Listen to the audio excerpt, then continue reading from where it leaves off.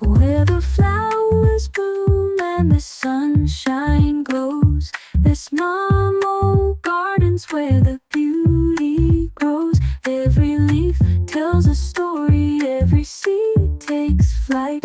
In the garden's heart, everything feels right.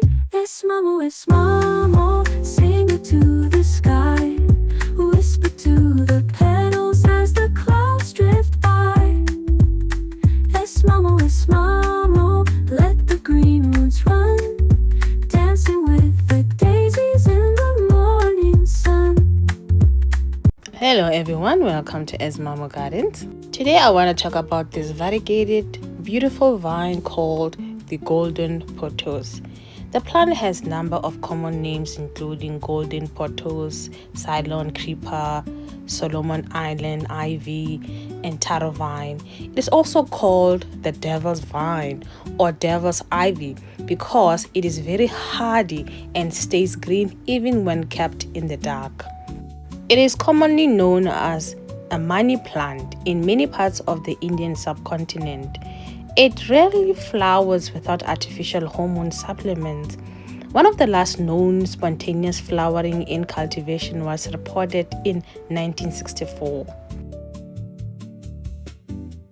Originally, it was endemic to the island Moorea from the Society Island. However, it is now wild in many tropical countries, including Bangladesh, India, Vietnam, Hong Kong, Japan, and many more. In temperate regions like the Southern Africa, it is a popular houseplant with numerous cultivars selected for leaves with white, yellow, or light green variegation.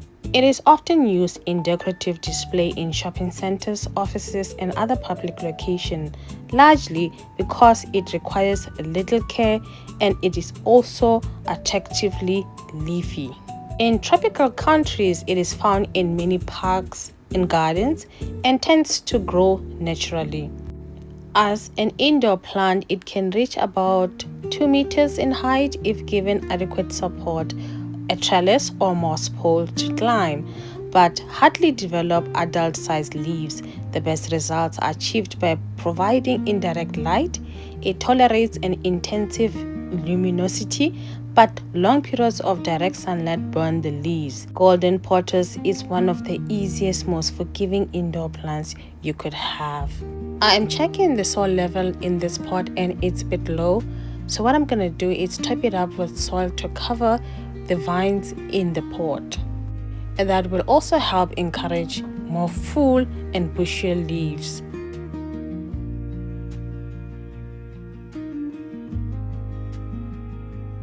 And this plant is at least over 2 meters long.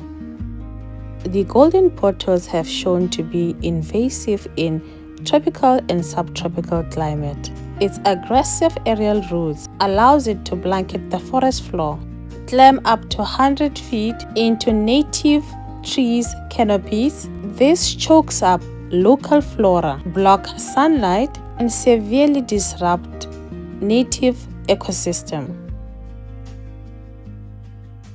So now what I need to do is just top the pot with soil to cover up the vines in this pot. Covering the Golden Pothos aerial roots with soil is highly beneficial. When you bury them, these roots quickly transition into functional soil roots. This enhances the plant's ability to absorb water and nutrients, secure the vines, and can be used as a propagation method to make your plant bushier.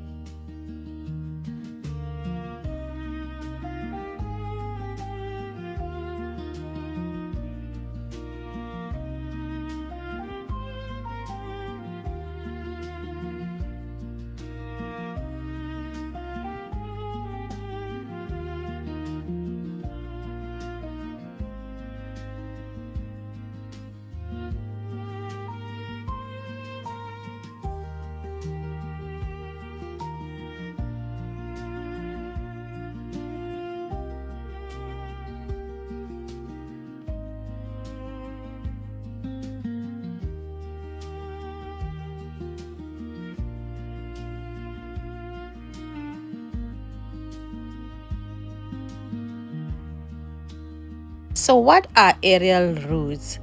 Aerial roots on a golden pothos act as an anchor that allows the vine to climb and reach sunlight. In the wild, attaching to trees triggers a natural growth phase leading to much larger leaves. They also absorb moisture and help propagate new vines by rooting into the soil. Just like underground roots, aerial roots can absorb ambient moisture, rain, and nutrients, supplementing what the plant receives from the base of the soil.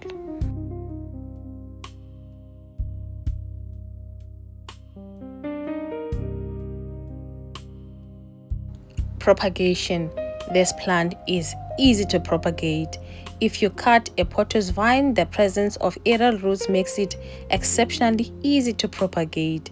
Roots will sprout directly from these nodes when placed in water or directly into potting soil. If your golden pothos is losing its yellow variegation and turning entirely green, it is usually because it is not getting enough sunlight. Pothos plants require bright indirect light to maintain their vibrant signature yellow and green patterns. Without it, the plant produces more chlorophyll to maximize photosynthesis, resulting in solid green leaves. And this plant here needs a topsoil as well.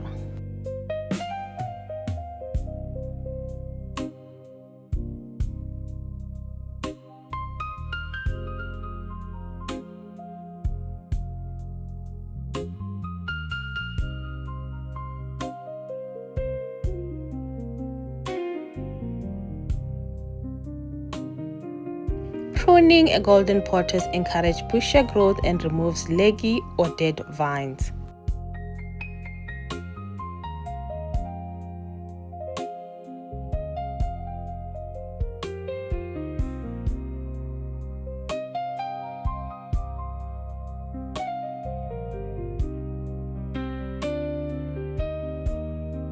Golden pothos are hardy and pest resistant. The most common and destructive pests to watch out for on your golden pothos are spider mites, mealybugs, and thrips.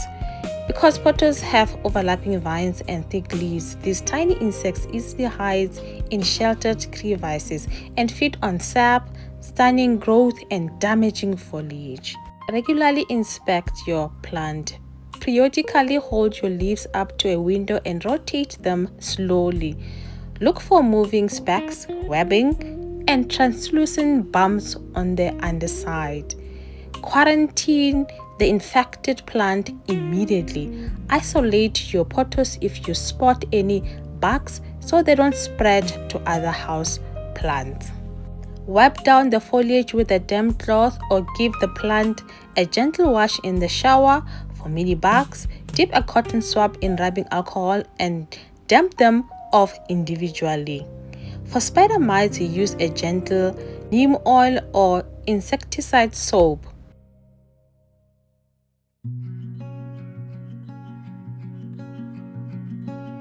Time for propagation. Using clean sharp shears, let's make cuts above a leaf node, the bump on the stem where a leaf emerges. This stimulates the nodes below to sprout new branches. Pothos grow towards their tips. Cutting back long bare vines divert energy back to the center of the plant, forcing it to branch out. Removing yellow, crispy, or dead foliage prevent the plant from wasting nutrients. Trim stems with heavy leaves and nodes can be rooted in water, potting soil to grow new plants.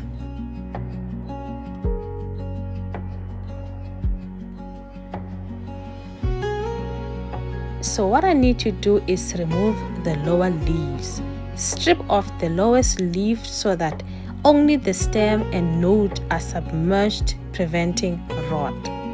Cut the vine about half an inch below a node. You can do one long vine or divide it into multiple single leaf cuttings.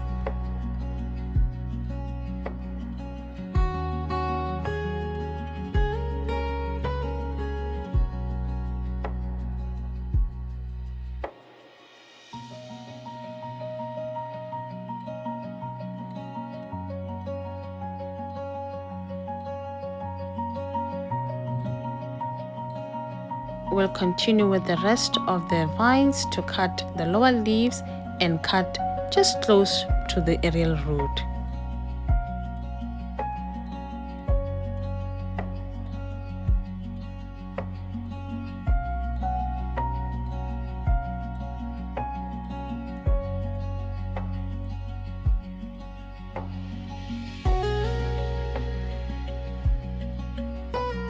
Take a long bare vine and gently coil it on top of the soil in the pot. You can use pins or bent paper clips to secure the nodes against the soil. Covered nodes will sprout new roots, encouraging fresh growth and filling the pot. But just a warning, the bends and the pins will suffocate the roots or the vine, and it will eventually kill the plant. Another option, snip the bare vines into segments, making sure each cutting has at least one node. Root the cuttings in a glass of water once the roots are 2.5 centimeters to 5 centimeters long, that is 2 inches. Plant the rooted cuttings back into the original pot. Now what I'm going to do is cover the vines with potting mix. This is just a regular potting mix, well draining soil mixture. Signs of troubles to look out for: yellow leaves, usually a sign of overwatering or soil staying too wet for too long. Let the soil dry out more between watering.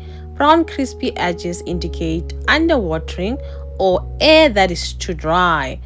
Water more thoroughly when it's time for a drink. It lives well with a temperature between 17 and 30 degrees, that is 63 to 86 Fahrenheit. Generally, the plant will only need watering when the soil feels dry to the touch. The plant should be fertilized every 2 to 3 months during its growing season, and a reduced rate the rest of the year. It should be replanted at least 1 to 2 years as soon if it becomes too root bound. However, it is very robust plant and it will survive bad growing condition. The plant grows rapidly in hydroponic culture. This houseplant is a powerful air purifier. It's known to remove toxins from the air. It is famous for its ability to filter indoor pollutants like formaldehyde, benzene, and many more. This plant is highly revered in feng shui and vastu as a powerful symbol of good fortune, wealth, and continuous prosperity. It is vigorous, trailing vines representing unbroken financial growth, while its heart-shaped leaves with golden variegation mimic accumulative coins. Positioning it near the entrance or guiding its vines upward around a doorframe promotes upward mobility and continuous income.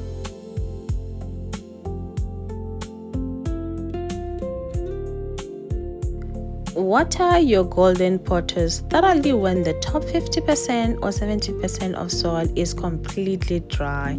Soak the soil until water drains freely from the pot base, and immediately discard any excess water in the saucer to prevent root rot.